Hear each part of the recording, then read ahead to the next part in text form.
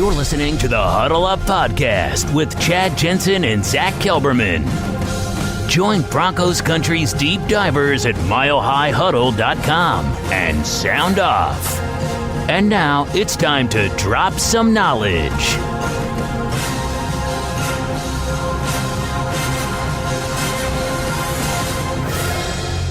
Welcome in, everybody, to the Huddle Up Podcast, presented, as always, by Mile High Huddle and powered by Overtime Media. I'm your host, Chad Jensen.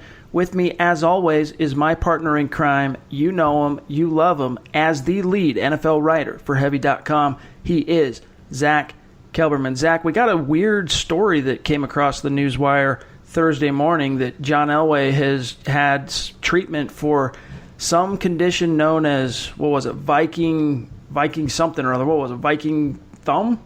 Yeah. Something like that. Some sort of Game of Thrones nickname or something like along those lines. Fortunately, we can laugh about it, and he went on an interview tangent this morning in New York City. It's not a major medical crisis. It's something that he's been dealing with for a very long time, and dating back to his playing career. So it's just something he's going to have to live with, but he's opening up about to raise more awareness to. And it was good on his part. He handled his media tour well. He talked a little bit about the Broncos, a little bit about Drew Lock and Joe Flacco, but mostly kept it to himself. It's not a huge deal. But when that tweet came out last night, Chad, it was like John Elway to discuss a medical issue tomorrow. It was like a little alarming. And then, of course, in typical Cliff fashion, he drops a Drew Lock non sequitur in there. But fortunately, it's something more serious for John Elway. Yeah, it's Viking's disease, it's called. I'm not even going to try Dupuytren's. I don't know. That's the real name of the disease, but they call it Viking's disease. And just to quote this article here, it says, Denver Broncos president of football operations, John Elway, revealed that he underwent treatment for this disease in both hands. Quote from Elway, "I had it on both hands." This is what he told Garett Bolles of USA Today. "Both of my fingers are straight again. It's not something that can be cured, but they can definitely treat it. It has a chance to come back. My hands have come back great. We're trying to get the word out there because a lot of people have it that don't realize they have it," close quote. So it's some kind of condition that was like, jacking up his fingers. And sometimes you see like former NFL quarterbacks and like, who was it, Baldinger? He's got like the one pinky that just like juts out at a 90-degree angle. And I doubt that's necessarily what he has because this is a pretty rare condition. But in Elway's case, if you would have seen his hands, you just think to yourself, that's an old NFL quarterback who played 16 years in the league. That's just kind of, spinning a lot of footballs in his time. That's a natural result, but apparently it's an actual condition. Yeah, and not to trivialize it, but fortunately it's nothing more serious. And considering he played for so long and had such longevity in the NFL, and considering all the head injuries and all the major injury fallout from playing in the NFL, it's nothing more serious than a little hand problem for John Elway. So it's nice that he's raising awareness to it, but it was just definitely billed or at least teased as something more serious. Unfortunately, it wasn't. Yep. But today is all about the Mile High Mailbag. You're getting this episode on Saturday as opposed to Friday because we're still in the middle of a weird preseason schedule in terms of the way it affects our podcast usual programming on a week-in, week-out basis. So yesterday you guys had the Scouts Eye preview. We wanted to give you a couple of full days to get that under your belt. Today, of course, it's Mile High Mailbag time. We're going to peek inside that mailbag here in just a minute. First, a couple of quick matters of business, especially to all of our new listeners, which is just the show's growing exponentially on all platforms, but especially Apple Podcasts, CastBox, and YouTube. So this is for you new listeners. Make sure you're following the show on Twitter at HuddleUpPod. That's how you keep your finger on the pulse of what's happening with the show in real time. And also make sure you're following Zack and I. You can find Zack on Twitter at KelbermanNFL, myself at Chad and Jensen. And then new listeners on Apple Podcasts, if you like what you hear, give us a creative review and a 5-star rating. You guys have no idea how much that can help us. And then in terms of our YouTube audience, you guys are awesome. You're growing by the day, and we appreciate each and every one of you. Fantasy football fans, you got to listen up. Do you want to join the biggest NFL season-long tournament ever? Of course you do. If you love fantasy football, and we know you do, then you need to enter the $3.5 million Best Ball Championship on Draft. That's right, $3.5 million in real money. It is absolutely enormous. It's huge. It's season-long. But there's no management. You just set it, you forget it. So instead of agonizing over your lineup every single Sunday. Draft does the analysis for you, gives you the most efficient, best odds to win your matchup lineup week in and week out. You do a draft, 16 weeks later, you could be a millionaire. Literally. It does not get any easier than that. It's the highest rated fantasy app, and it's available on the App Store and Google Play, or you can just go online to draft.com. For a limited time only, you can get a free entry into the Best Ball Championship when you make your first deposit. But you have to use our promo code HUDDLE. That's right. A free shot at $1 million just by using our promo code HUDDLE when you make your first deposit on Draft. Also, a phenomenal way to support the Huddle Up podcast. Just search Draft in the App Store or go to draft.com and come play free with promo code HUDDLE. This is the Overtime Podcast Network. All right, it is that time of the week where Zach and I take a peek inside the Mile High Mailbag because we are your football priests, and each and every week we're here to offer you the absolution and the answers to your burning Broncos questions. And Zach, we'll start on Twitter, and we'll go to old friend, longtime listener of the show, Paul at Paul826. He says, "How do you feel about most starters not playing, especially on offense this coming game against the Rams? I like the real preseason test being in Game 3 to gauge the team. The dress rehearsals," what he's hinting out there. "Early regular season games are sloppy due to the preseason lack of starters playing. I understand injury concerns in the preseason, though." From Paul. Zach, your answer.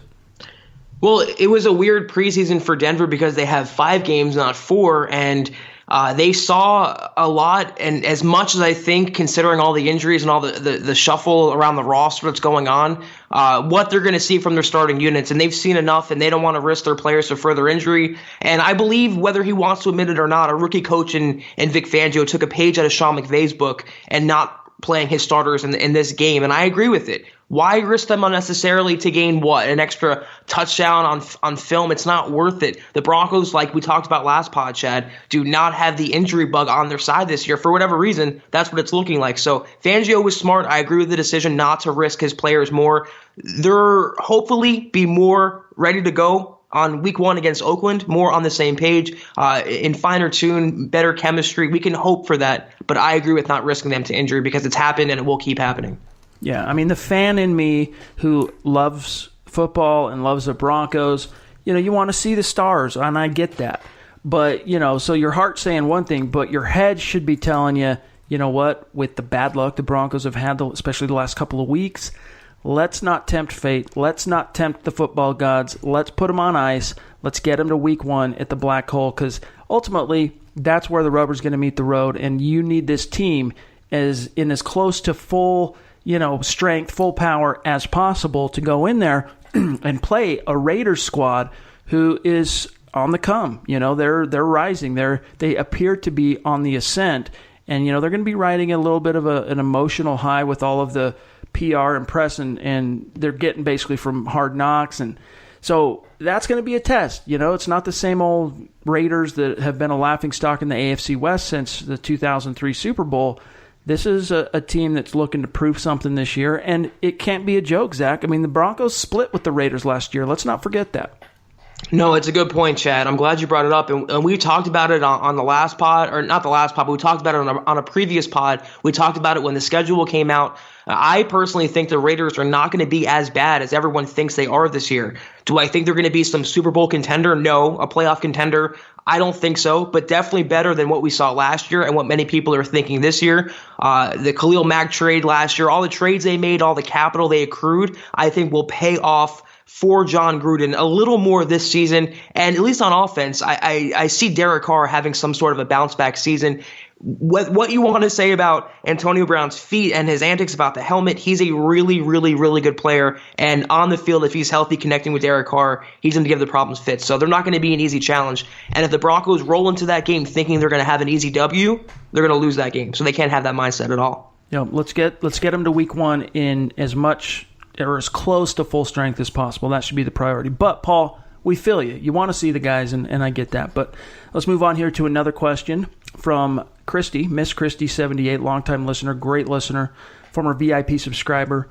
at milehighhuddle.com. Christy says, in this instance, you can say it wasn't Bolles' fault, but does he hold records in college and as an NFL rookie for holding calls? Offensive tackles get away with holding all around the league. Do you think Garett Bolles gets called out more because of his past? Now, that's an interesting question, Zach, because I think there's something to it, and it's not something necessarily that's getting all that much, focus from media. So I'm glad Christy brought that up, and there was an interesting article that Eric Trickle published at milehighhuddle.com on Thursday, which is basically, a film breakdown on Garett Bolles' performance in that Niners game, and especially kind of breaking down what happened there on that 45-yard connection between Flacco and Sanders that was called back to his hold. So I recommend everyone go back and check out that article. But to get to what Christy's saying here, absolutely it has to somewhat color the officials' perspective on Garett Bolles. I mean, 14 holding penalties in 2 years, 7 in each one, and that's just the ones that were accepted, Zach. You better believe, just like in a beat cop that's going around in his sector on his beat, he begins to learn who the perpetrators are, the usual suspects, so to speak. And, that doesn't necessarily mean it's always the case, but he's keeping a closer eye on those guys. And what that means is he's probably going to be more prone to catching things than, the other guys who might be doing the exact same thing, but they don't have the same focus on them. Agreed. Very interesting angle, and it's not something that gets talked about a lot. And I do think there's something to it. He doesn't get the spotlight just from the refs either, Chad. He also gets it from opposing coordinators, opposing defenders. They know to attack that side of the offensive line. To get after Joe Flacco's blind side, to get to Joe Flacco, you have to defeat Garett Bolles. And I think most coordinators, including, we're not going to see him, but including Wade Phillips this week, they would love that challenge. And that's what we saw with the 49ers. They were attacking Bolles. And whether he was responsible for that play or not, we talked about it on yesterday's pod, a couple days ago, that he should have had a chip, Vic Fangio said. He did still, and he's still committing those penalties, and he was still holding his man. And if he shows even the slightest bit, Chad, that he's holding on for too long, grabbing, tugging, whatever, based on his history, based on his reputation to this point, he's going to get the flag more often than not. I mean, the old expression goes, there's holding on every play, it's just not called. Well, with Garett Bolles, it will be called, just because he's still known to be that guy, shooting his team in the foot, shooting himself in the foot at the worst possible time. All right, let's take one from our YouTube community. This one comes from Stu Primakov. He says, with Kevin Hogan looking so bad, is there any word why Brett Rypien hasn't gotten more preseason reps over him? He played well in the first preseason game, meaning Rypien, leading the team on the winning drive. Even he hasn't been great during practice. Hogan has been bad in games, though, so what's going on there? Why not play the rookie? Now, Zach, before I serve this over to you, Fangio did say on Thursday that Rypien is going to play in this next game against the Rams. However, he did qualify it by saying it's not going to be an even split between him and Hogan. Hogan's going to get the majority of the reps because at this stage, the Broncos, are the way they're probably justifying that is that, look, he's probably going to be our backup for at least the first quarter of the regular season, so let's get him some reps.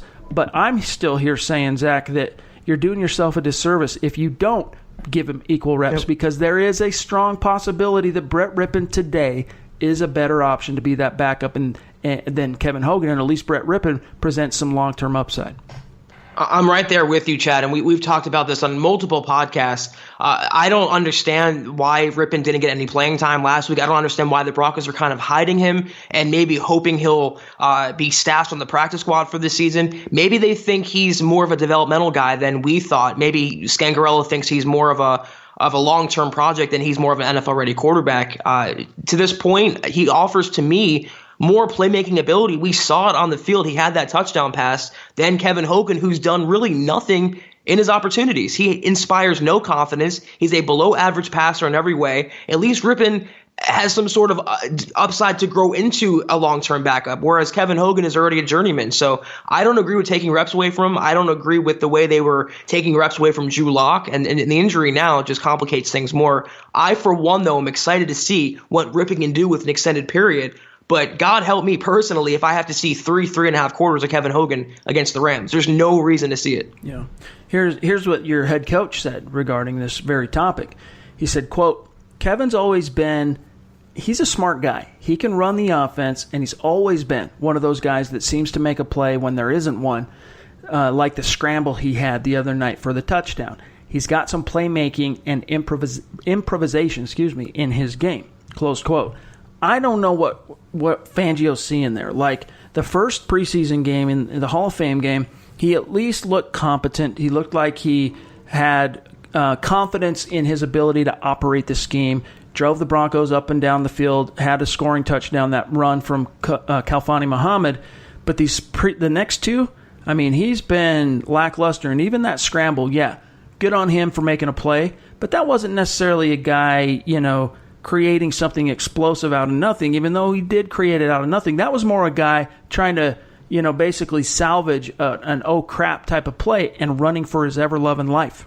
I mean, it's the same thing as Paxton Lynch dominating, I guess you could say, against the Broncos backups or fourth-string players. We're going to laud him for that, or not laud him for that, but we're going to diminish that because it was against fourth stringers, and then we're going to laud Kevin Hogan for doing it in a fourth quarter of the third preseason game they had. Yeah, nice, like you said, Chad, nice run and all, but it doesn't really move the meter on what he can do because he's not making that run against first stringers. He's not making that run in the regular season, and the Broncos, unfortunately, are to the point where they can't really risk Kevin Hogan now either. It sounds like Drew Lock's injury is a multi-week issue, and if they lose Kevin Hogan now, that they're down to Brett Rypien. They have to sign another quarterback last minute. So fortunately, if they're smart, they don't want to risk him. That means we see more of Brett Rypien because that's what we need. They need to know what they have in him because they already know what they have in Kevin Hogan. You can't say the same about Rypien.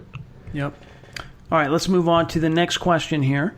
Comes from Juice. Actually, before we tackle what Juice has to say, let's just get the break out of the way. Take a quick break. We'll be right back. This is the Overtime Podcast Network. All right, this next question here comes from Juice on YouTube. He says, I just want an MHH fantasy league, a few staffers and readers, listeners, etc. Well, here's what we can tell you, Juice. We're taking your request to heart. We're seriously considering it. Zach is considering taking the commissioner aspect of organizing that on his plate. However, we would need to see what kind of response is really out there, what kind of interest is really out there from the fans. So if you're a listener and you would like to participate in a fantasy league with Zach, myself, a couple of the other MHH staffers, maybe Nick, maybe Carl, and play some fantasy football this year, hit Zach up on Twitter at Kelberman NFL. And Zach, we'll see what kind of response everyone gets. But both of us, we like playing fantasy football. If the response is there, maybe we can put something together. Yeah, I have no problem at all organizing a league. I can't promise it's going to be some super intense thing for lots of money, or I can't be Michael Fabiano of this fantasy football league. But I can organize something we can put together and maybe do something at NFL.com, ESPN.com, Yahoo.com, whatever. I think it'll be fun, and if there is an interest out there, I'd like to get something going for this season. So yeah, hit me up on Twitter at Kelberman NFL. I'll cipher through the responses and we'll go from there. Chad and I both have a lot on our individual plates and collective plates, and we're trying to squeeze this in. And if there's enough groundswell for it, I would say I have no problem doing it. Yeah. Yep. Appreciate you considering that, Zach. And maybe we can put together as like the the war chest, some Mile High Huddle swag, because not only are we coming out with Huddle Up podcast swag here in the very near future, but right now in the MHH cockpit in which I sit, the command center, behind me on the wall are some Mile High Huddle hats that I had made up a long time ago that I still have that we could put in the pot for the winner of the league. So we'll figure that out. But if you're interested, hit Zach up on Twitter at Kelberman NFL. Now, to Juice's actual question, he says, to address current football, I was happy to hear Fangio say that Bolles played well and that the hold really wasn't his fault. We know Coach Munchak is excellent at finding and developing talent, but can he really get Bolles to break his bad habits? It's still early in his career. A guy like Reisner sure isn't too bad to have next to him, both in-game and in practice. So I think your premise is solid. It was good to see Fangio stand up for him there. But my question is, Zach, was Fangio's, because if you go back and look at the film, and again, go check out the article we published from Eric Trickle on Thursday at milehighhuddle.com. You can watch the angles of that play, multiple different angles, and you can see that Fumagalli did, in fact, chip that defensive end. It wasn't like he didn't sit and hold the block for, a full second or anything like that, but he did put contact on that guy. So what I'm wondering was that Elway having a behind closed doors meeting with Fangio and saying, hey, let's build up Bolles a little bit because you're going to get those questions about Monday night's game? Or is that Fangio really just stepping up and saying, look, wasn't all on him. Let's pump the brakes on coming after a player who he knows full well, and we all know full well, emotionally is a very temperamental guy.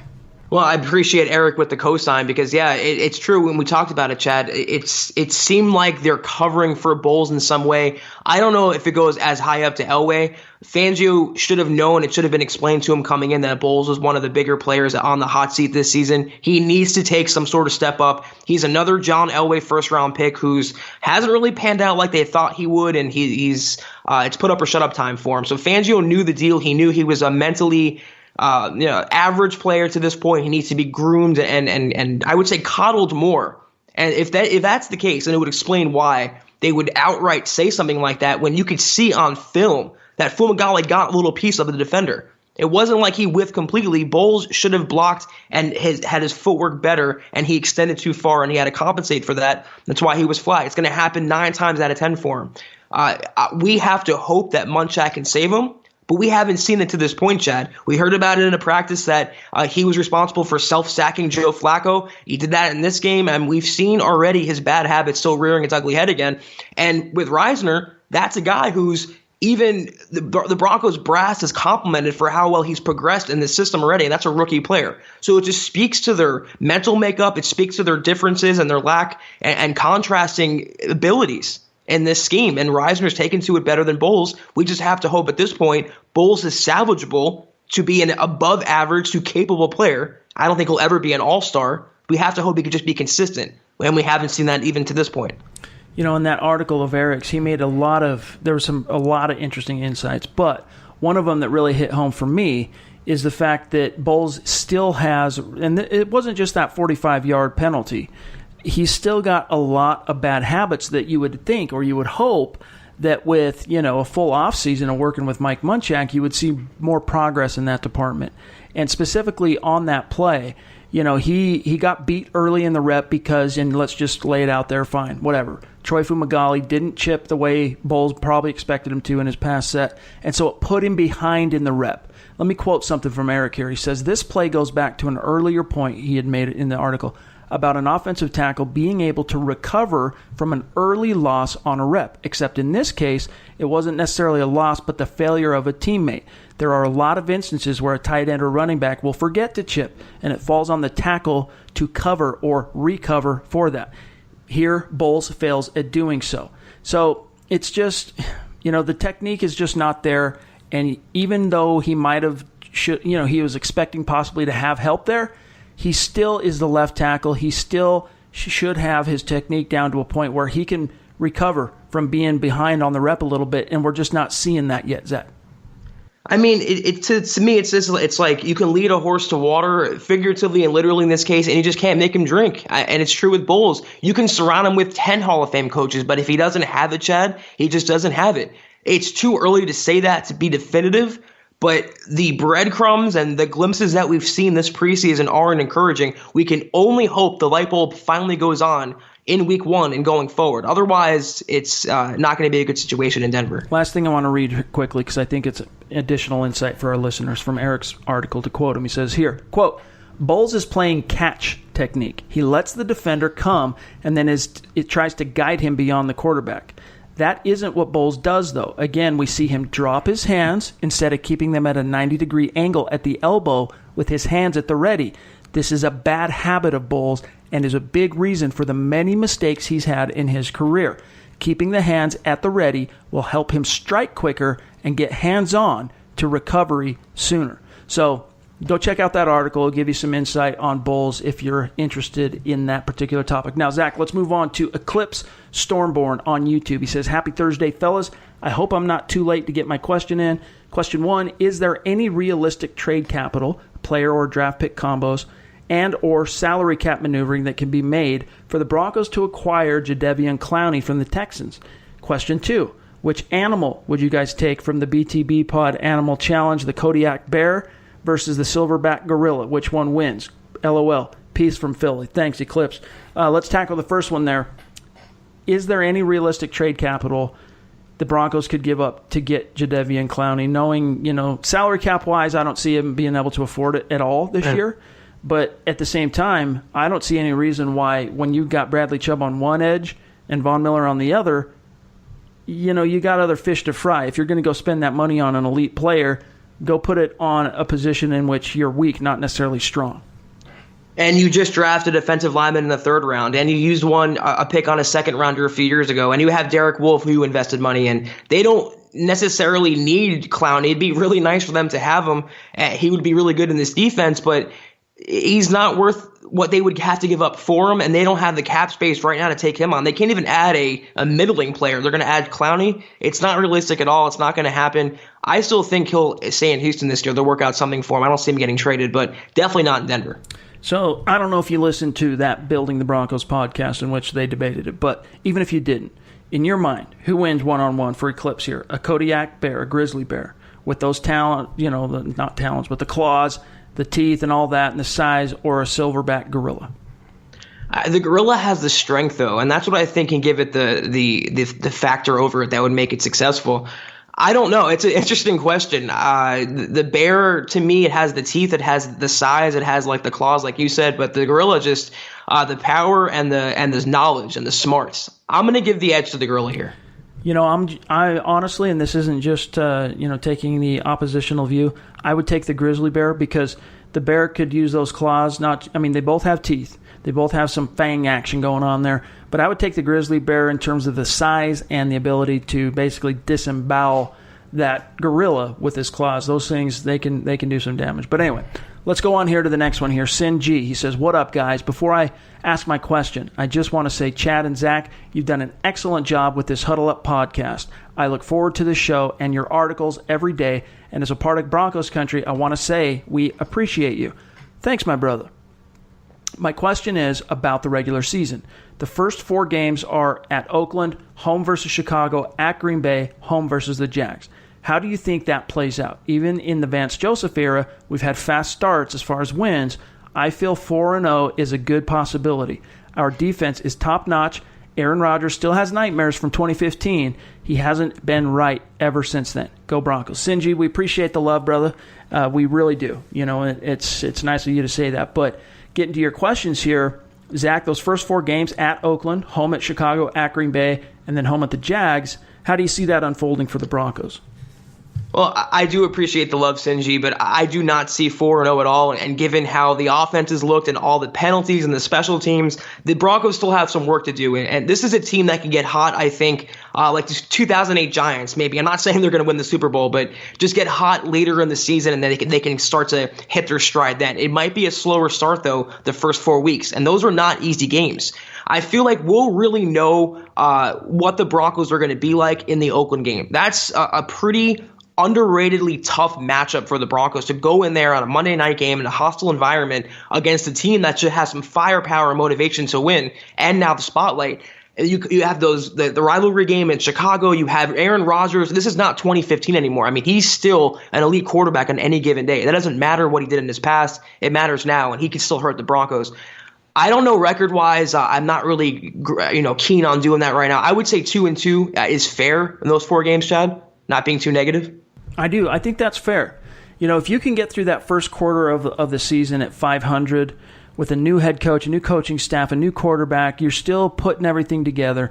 I think that wouldn't be the worst thing. I think that puts you in a solid position and something to build on in the ensuing 3 quarters of the season. But, best case scenario is not 4-0. I don't think the Broncos are going to win all 4 of their first games. However, one thing we got to keep in mind in terms of our perspective on this team is, the backup squads have looked bad at times, right, this season, and the special teams especially. And the first teamers, though, they've looked pretty dang sharp. Like, this defense is going to smother some fools. Like, the quarterbacks are going to have a hard time eating against the Denver Broncos. What we still don't know yet, though, is what this offense is going to look like. And so, I don't know. I'm not going to go out on a limb with a prediction, but I could see them going 2-1, 2-2, 3-1 in the best case scenario. Yeah, and I think that's really good to start out. Those first 4 weeks are going to work out a lot of their kinks. And like I said, they can get hot over the course of the next 4, and it can all come together. if they can escape 2-2, that's in a pretty good position considering they have an away game at Oakland already off their schedule. They get that away game at Green Bay early in the season, not later with all this snow and the weather. So they can escape 2-2. That's really good. 4-0 is a pipe dream, but 2-2 is still a win for the first quarter of the season. All right, next question here comes from JL Avenger 23.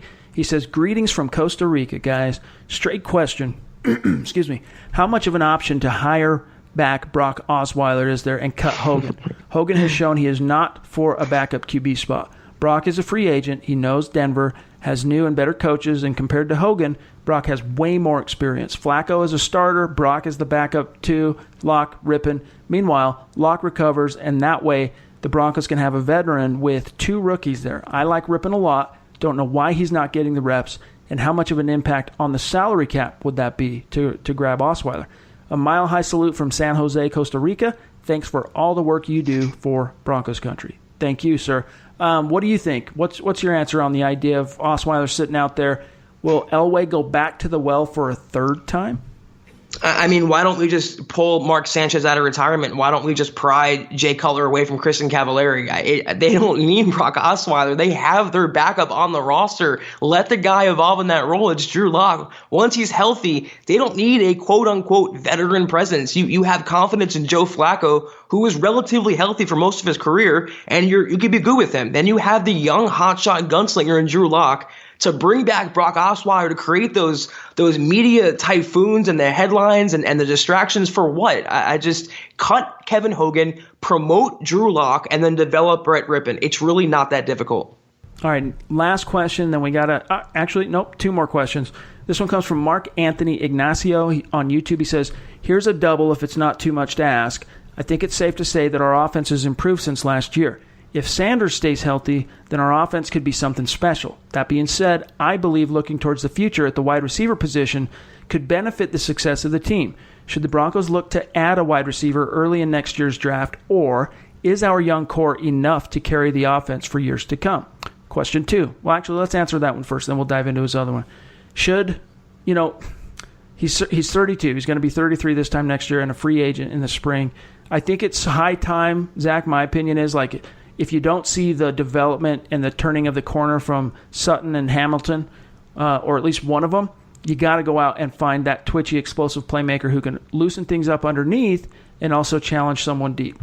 I agree with that, but then I think to myself, you still have Phillip Lindsay, and I don't want to overwork him as a pass catcher, but he's still the most explosive playmaker and in the entire NFL, not just the Broncos.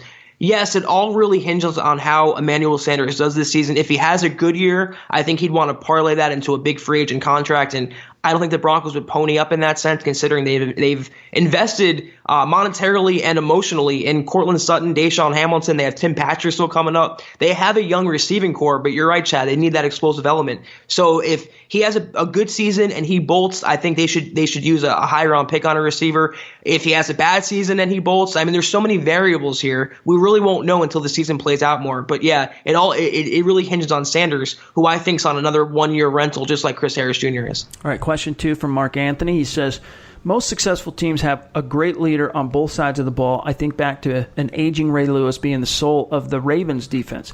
Phillip Lindsay is a dog and brings intensity that I haven't seen from a Broncos offense in a long time.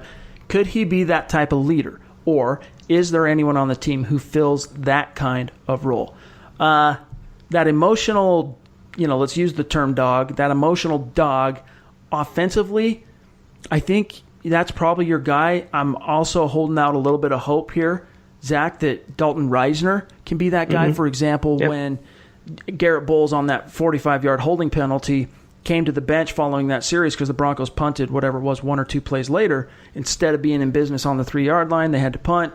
And as he went to the sideline, there were fans hollering and, basically booing at Garett Bolles, who, as we've talked about many times, he's very temperamental emotionally. He's not emotionally tough. He doesn't have that fortitude. And Dalton Reisner knows that. And so when the fans themselves were hollering at Bolles, he stood up, turned around, faced the crowd and the people hollering at him, and told them, frankly, shut the F up. And so maybe that ends up being Dalton Reisner. It's a good shout for him, Chad. And I think once he gets over that whole being a rookie and being so humbled by being a Bronco, once he gets over that phase, which is great, I'm not poo-pooing it.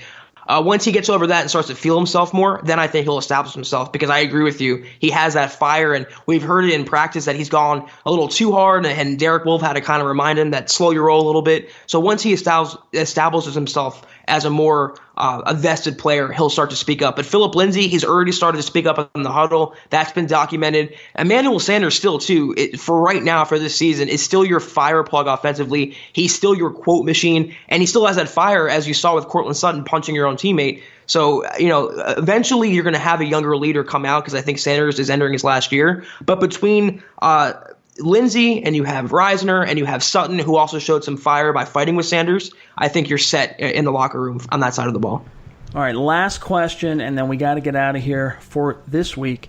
Comes from Harry Burgos on YouTube. He says, granted, we have a difficult strength of schedule for the 2019 season. However, I don't recall hearing any sports analyst putting the specifics of the schedule into context. In other words, several of the teams we play in 2019, Vic Fangio has significant familiarity with, like the Bears, Packers, Lions, Vikings, Bills, etc. I understand that can be a double-edged sword, since teams have experience in game planning also against Vic. It goes both ways. However, that has to give the first-year head coach a strong defensive mind a leg up in the battle of wits. What are your thoughts? I think that's actually an underrated, great observation that, despite this being his first rodeo as a head coach, one blessing that the football gods bestowed upon him is that he's going to have a quarter of his schedule is going to be against opponents he is intimately familiar with, of whom he's been coaching against twice a year for the previous 4 years. So that could be more of a leg up than people have really given thought to. I think that's a great observation, Harry. Chad, I'm going to play the devil's advocate here. You want to talk familiarity? Okay, 2017 Dolphins Broncos, 35-9. And that was Vance Joseph against the team that he was the defensive coordinator on for one season. So it really goes out the window, and the NFL is such a sport dominated by parity where things change almost on a week-to-week basis.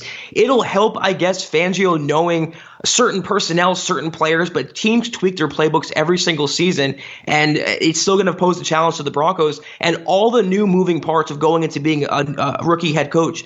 We assume Fangio would just step right in because he's been coaching the NFL so long. But even he's realized, and we've seen on the field, he's still prone to mistakes. He's still growing into the role. And you have two of those games, the Packers and the Bears, early in the season when he's still going to be coming together, when the team's still going to be coming together. So familiarity to me goes out the window. Maybe down the road when he feels himself more and grows into it, but at least starting out, he's still going to be a rookie coach making rookie mistakes and rebounding. All right, this next question, then we're out of here, comes from Buck Willington. He wants to know who, Zach, we think is, when it's all said and done, forget the hype, forget the draft pedigree, who is going to be the most impactful rookie for the Denver Broncos when this season is in the books? My answer is, a few weeks ago I would have said probably Noah Fant. My answer today is Dalton Reisner. Yep. Right there with you, Chad. If he could be a day one starter and he can be and solidifying that spot for the next 5-10 seasons, yeah, you have a future Pro Bowler on your hands, I think, in Reisner. He was a no-brainer pick. He's adapted well ahead of schedule. I'm right there with you. He will have the biggest impact. He won't get the headlines, but he'll have the biggest on-field impact. All right, well, that's going to do it for today's episode of the Huddle Up Podcast. Thanks for all the questions, you guys, and thanks for listening. Make sure you're following the show on Twitter, @HuddleUpPod. If you want to participate in this fantasy league we're considering, make sure you hit Zach up on Twitter, @KelbermanNFL. Let him know that you have an interest. You can find me on Twitter, @ChadNJensen. And then stay tuned because you're listening to this episode on Saturday. The game is tonight. The Broncos will throw down with the LA Rams. And we will record the Gut Reaction podcast immediately following the game. So you'll have a fresh episode from us on Sunday. How that's going to affect the ensuing week, I haven't given much thought to in terms of what to expect, but we'll let you know maybe on Sunday. So stay tuned for that. In the meantime, have a great weekend, you guys. Enjoy the Broncos game and, get familiar with these depth players and who are scrapping and fighting to keep their NFL careers alive. We'll see who ends up making the 53. But until then, for Zack Kelberman, I'm Chad Jensen. Talk to you soon. You've been listening to the Huddle Up Podcast. Join Broncos Country's deep divers at milehighhuddle.com to keep the conversation going.